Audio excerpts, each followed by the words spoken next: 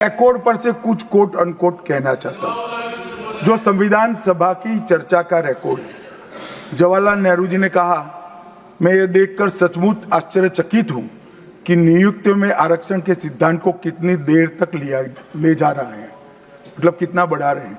मुझे नहीं लगता कि ये बिल्कुल अच्छा है।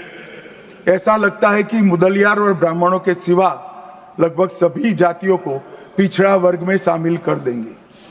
मान्यवर, सरकारी सेवाओं में आरक्षण के लिए इनके विचार थे।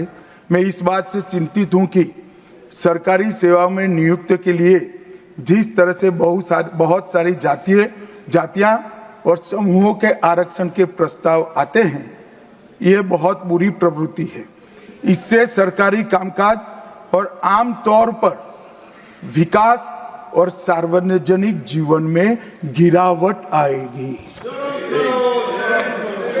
मान्यवर, ये इनके विचार है, आज तक नहीं बदले, आज तक नहीं बदले, यही विचार है। मगर अभी जोर से बोलना, एक शब्द का प्रयोग मैं नहीं कर सकता, आगे गलती हो गई थी। असल मान्यवर, हमारे संविधान के directive of principle of state policies भाग 4 के अनुच्छेद 44 में एक एंट्री है जो कॉमन सिविल कोड की यूसीसी की बात करती है। क्योंकि हमारे संविधान का फैब्रिक पंथ निरपेक्ष है, हर जाति, हर धर्म, हर समुदाय के लोगों के लिए समान कानून होना चाहिए, इसका हमारा संविधान पक्षधर है। मान्यवर, ये यूसीसी क्यों नहीं आया? यूसीसी इसलिए नहीं आया कि संविधान सभा समाप्त होने के बाद, चुनाव होने के बाद, पहले प्रधानमंत्री जवाहरलाल नेहरू जी मुस्लिम पर्सनल लॉ लेकर आए और यूसीसी नहीं आया। मैं आज कांग्रेस पार्टी को इस सदन में सार्थ पूछना चाहता हूं, क्या पंथ निरपेक्ष राष्ट्र के अंदर सभी धर्मों के लिए एक कानून होना चाहिए या नहीं होना चाहिए? इसकी कांग्रेस पार्टी स्पष्टता करे। क्या आप मुस्लिम पर्सनल लॉ का समर्थन करते हैं? और मान्यवर, इससे बड़ा छलावा नहीं हो सकता। मान्यवर, इससे बड़ा छलावा नहीं हो सकता। इन्होंने हिंदू कोड बिल भी ला दिया। हिंदू कोड बिल उठाकर देख लिए। हम तो नहीं चाहते कि हिंदू न्याय शास्त्र के आधार पर इस देश का कानून बने। अभी के जीवन के मूल्यों के आधार पर कानून बनना चाहिए। मगर हिंदू कोड बिल में एक भी पुरानी हिंदू न्याय व्यवस्था का कोई नामो निशान नहीं है। हिंदुओं को बुरा न लगे इसलिए मुस्लिम पर्सनल लॉ दिया, तो सामान्य कानून को हिंदू कोड बिल बना दिया। मान्यवर, चलो मैं तो कहता हूं कि खड़गे जी और जयराम जी कह रहे हैं कि भाई पर्सनल लॉ का अधिकार मिले तो हमें आपत्ति नहीं है, तो फिर पूरा सरिया लागू करिए। क्रिमिनल में क्यों सरिया निकाल दिए? बताओ भाई, क्या चोरी करे इसके हाथ काट दोगे? कोई इससे जगद्य महिला के साथ अपराध करे तो पत्थर मारकर मार दोगे? देशद्रोही को रोड पर सूली चढ़ाओगे? तो विवाह के लिए, निकाह के लिए पर्सनल लॉ, वारिस के लिए पर्सनल लॉ और क्रिमिनल सरिया क्यों नहीं भाई? अगर उनको देना ही है तो पूरा ही दे देते, पूरा दे देते। मान्यवर, ये इन्होंने तुष्टीकरण की शुरुआत वहीं से करी है। मुस्लिम पर्सनल लॉ इस देश में संविधान आने के बाद तुष्टीकरण की शुरुआत। आर्टिकल 14 और 15 का ये भंग है। अंबेडकर जी, लोहिया जी, के.एम. मुंशी, एच.वी. कामत, ये सब ने इसका विरोध किया है। 1973 से 16 तक 11 बार देश की सुप्रीम कोर्ट ने यूसीसी लाने का आग्रह देश की और राज्य की सरकारों ने किया है। आप नहीं ला सकते, तुष्टीकरण से ऊपर नहीं उठते। बैठिए, मैं बताता हूं। मान्यवर, हमने ही उत्तराखंड में भारतीय जनता पार्टी की सरकार ने यूसीसी लाया। हमारा काम करने का तरीका मैं आपके माध्यम से दिग्विजय सिंह को कह रहा हूं, वो कहते हैं कौन रोकता है, हम खुद रोकते हैं। कारण बताऊं मैं, सुनने का धैर्य चाहिए, क्योंकि हमारा तरीका है कि लोकतांत्रिक तरीके से काम किया जाए। समाज के जीवन में इतना बड़ा सामाजिक बदलाव करने वाले कानून को उत्तराखंड सरकार ने मॉडल कानून के रूप में पारित किया है। इसकी न्यायिक मीमांसा होगी, इस पर सामाजिक चर्चा होगी, धर्म के विद्वान चर्चा करेंगे, कुछ सजेशन आएंगे तो इसको स्वीकारेंगे और बाद में भारतीय जनता पार्टी की सरकार हर राज्य में कॉमन सिविल कोड लेकर आए। आज तक नहीं मिला, वो भी कांग्रेस पार्टी के तुष्टीकरण ने की नीति थी। मान्यवर, अभी एक फैशन हो गया है, आंबेडकर आंबेडकर आंबेडकर आंबेडकर आंबेडकर आंबेडकर। इतना नाम अगर भगवान का लेते तो 7 जन्मों तक स्वर्ग मिल जाता।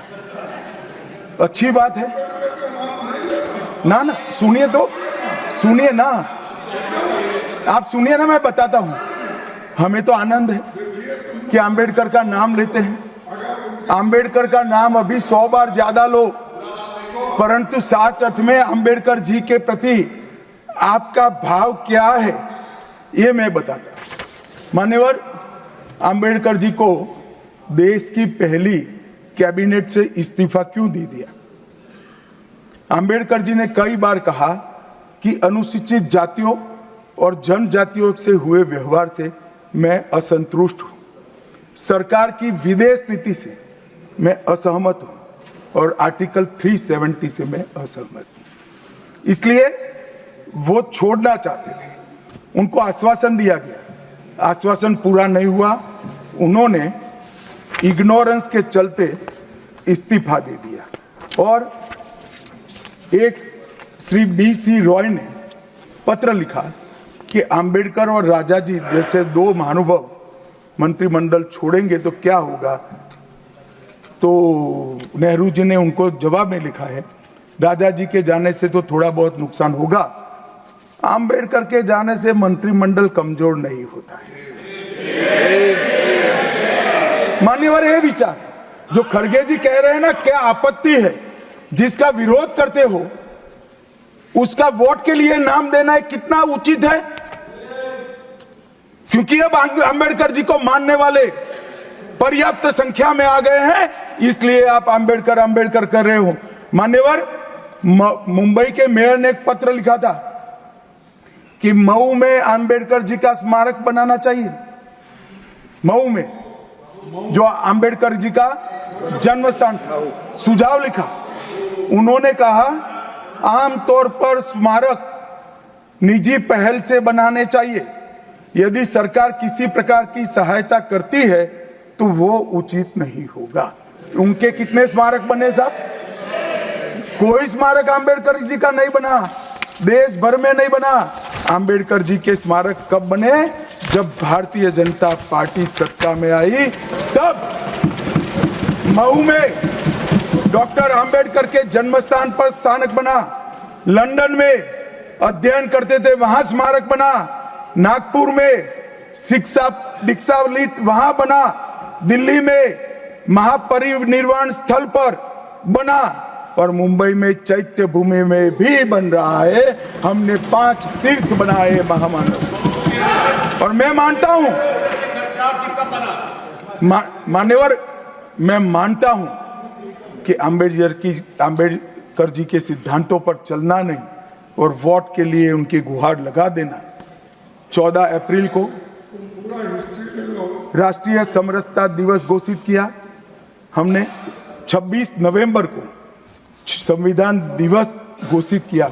उस वक्त भी इसका विरोध कांग्रेस के वरिष्ठ नेताओं ने किया। मान्यवर,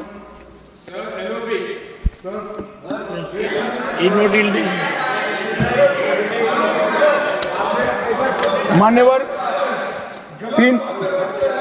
370 पर कई बार चर्चा हुई है, मैं ज्यादा कहना नहीं चाहता। सब जानते हैं कि एक टेम्पररी प्रोविजन को अनौरत संतान की तरह अपनी गोदी में 70 साल तक कांग्रेस ने खिलाने का काम किया और 370 हटाने के लिए लोहे का जिगर चाहिए। और जब देश के प्रधानमंत्री नरेंद्र मोदी जी 2019 में फिर से प्रधानमंत्री बने, एक ही झटके से इसी सदन में 370 और 35 को समाप्त। इसी सदन में कहते थे खून की नदियां बह जाएगी, खून की नदियां छोड़ो, कंकड़ चलाने की किसी की हिम्मत नहीं है। कंकड़। और मान्यवर क्या हुआ? इसके बाद क्या हुआ? 35,000 पंचायत के सदस्य आजादी के बाद पहली बार चुनकर आए। 2 करोड़ 11 लाख एक वर्ष में पर्यटक आए। पत्थरबाजी शून्य हो गई। आतंकवादी घटना 92% कम हो गई। एरिया डोमिनेशन बढ़ा। 33 साल के बाद घाटी में थिएटर में रात्रि का शो चल रहा है। 34 साल के बाद ताजिया का जुलूस निकला। पहाड़ी, गुर्जर, बकरवाल और वाल्मीकि को आरक्षण मिला और घाटी के हर घर पर हर घर तिरंगा अभियान भी चला। श्रीनगर में फॉर्मूला 4 कार रेसिंग हुई। लाल चौक पर तिरंगा शान से फहरता है और दुनिया का सबसे ऊंचा रेलवे आर्च ब्रिज आज चिनाब नदी पर बन रहा है। सबसे बड़ी लंबी ट्रांसपोर्टेशन टनल फिर पंजाल में बनी और निर्यात रैंकिंग में अपना कश्मीर सभी यूटी में नंबर 1 पर निर्यात में आया। मान्यवर, 80,000 करोड़ पाकिस्तान से आए हुए विस्थापित, घाटी से भगाए गए विस्थापित और पश्चिमी पाकिस्तान से आए हुए विस्थापित को 80,000 करोड़ दिया और 1,19,000 करोड़ का निवेश आज आ गए। मान्यवर, 370 के रहते 70 साल में 12,000 करोड़ का निवेश आया था। अब 5 साल के अंदर 1,19,000 करोड़ का निवेश। G20 के डेलीगेट्स भी वहां गए। अमरनाथ यात्रा में 4.5 लाख यात्रियों ने अपनी श्रद्धा व्यक्त की और कुपवाड़ा के शारदा देवी मंदिर में 600 वर्ष के बाद पहली बार दीपावली मनाने का काम। मान्यवर, ये कहते हैं 370 हटाने से क्या हुआ? मैं बताता हूं, आपकी तुष्टीकरण की दुकान बंद हो गई है। तुष्टीकरण बंद हो गई। मान्यवर, आज संविधान के आर्टिकल 124 में न्यायपालिका की व्यवस्था के लिए हमारा जिक्र है। कांग्रेस पार्टी की सरकारों ने आर्टिकल 124 की भावनाओं के साथ किस तरह से खिलवाड़ किया है, वो मैं आज सदन के माध्यम से सभी सदस्यों को और देश को बताना चाहता हूं। पहला मामला 1973 में